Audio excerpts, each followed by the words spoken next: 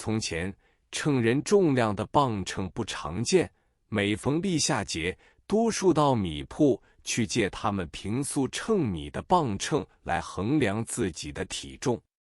这一次我受到了爱丽丝的刺激之后，我再去磅一下，竟然体重减轻了18磅之多。这时我就体验到心理卫生的重要，婚姻不能全仗爱情，财富是决定一切的力量。我的财富不如人，只有知难而退。摒弃万虑，激情游乐。我经过了这次刺激之后，想起四父对我说过2句话：交友，应无友不如己者；论婚，无求胜于己者。同时，我还抱定一个伟大的牺牲精神，让人家无虑无牵，安心出洋求学，完成他得到博士学位的资格。尽管是这样的想，心里总是放不开。这件事闷在心里，没有一个人可以向之诉苦，令到情绪异常恶劣。一天，同学张次公来，他坦白地对我说，吃上了鸦片，真是没有出息。这2天我正在戒烟，但是戒虽戒，想还是想，简直要想得发神经病了。于是我也透露了我的心曲，告诉他关于我和爱丽丝的事。张次公就拿起笔来画了一张1寸相思1寸灰的图，这幅画图至今我还保存着，复刊于此。于是彼此安慰之后，就一同到新世界游乐场去游览。当时有一种规矩，门券是2角，如果要进去兼吃西餐的话，就不必再购门券，只要付6角钱买西餐券就可入场。但是他们的西菜原料既差，做的又不好，2人吃得一无滋味。恰巧那天是他们的跑驴场开幕，这是很新鲜的玩意，每跑20分钟收小洋2角，这个数字一般人认为是极高的。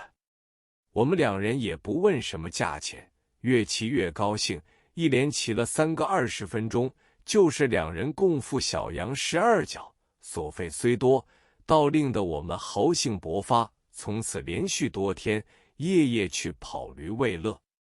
当时认识到了不少朋友，如盛文仪及狄伟时期土饭大王同济善堂主持人胡痛文及贝润生女婿邱长云，当时上海的著名颜料商，还有陆小曼女士及徐志摩的新夫人，上海早期的交际花。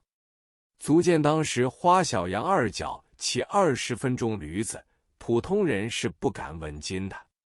那时节有一种所谓新剧，上海人叫做文明戏。3马路大新街民明社是其中最有名的一家，演员号称都是革命分子。我现把当时民明社的戏单刊登如后，内有小字：著名夜戏价目，月楼5角，特别包厢，特别正厅4角，头等包厢3角，头等正厅2角，2等正厅1角，幼儿只收半票。所以那时节身边有1块钱，日子是好过得很。若干上海的所谓小开及香港所谓2世祖之流，还有一种打担子的嗜好。每天夕阳西下之后，大家都到一品香旅社打担子，每盘收费小洋4角。但是我们没有此项经验的人，每天都提早去，由担子房的职员陪着我们打，他会教我们怎样打，每盘都要另给酬劳。在这里我又认识了叶仲方，即上海富商叶承忠之孙，是上海出名的小捣乱。打担子的技术亦是不易学习，于是我们又常常到新世界跑冰场去游玩，每跑半小时代价1角。我对这个玩意儿倒颇有成就。在这时我又认识了大名鼎鼎的京剧武生盖叫天。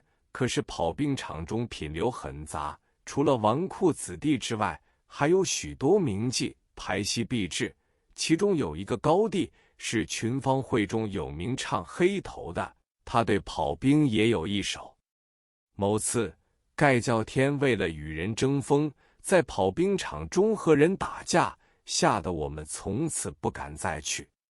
这时，丁福宝的公子惠康由德国柏林大学得博士学位归来，丁福宝先生郑重介绍，认为可以结为挚友。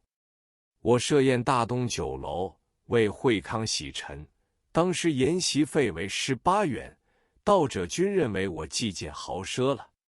餐罢之后，众议要请丁惠康到舞场去观光。那时舞场上属初创，第一家为陈亚泰所办的黑猫舞厅，第二家是周世勋所办的桃花宫舞厅。酒价昂贵，茶资小洋4角，可是饮茶的就觉得很寒酸。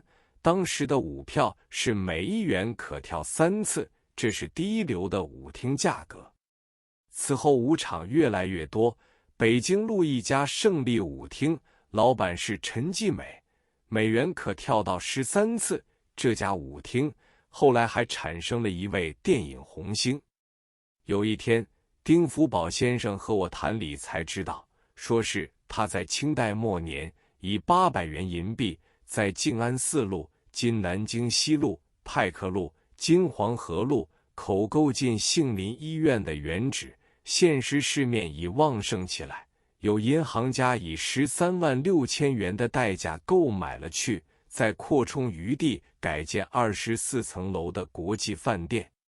他说理财的方法以买地产为最可靠。我听了这话，大受刺激，觉得不积一些钱，怎样能够买得起地产呢？迅速成婚，安居乐业。我这般专事游乐，正事都无心料理。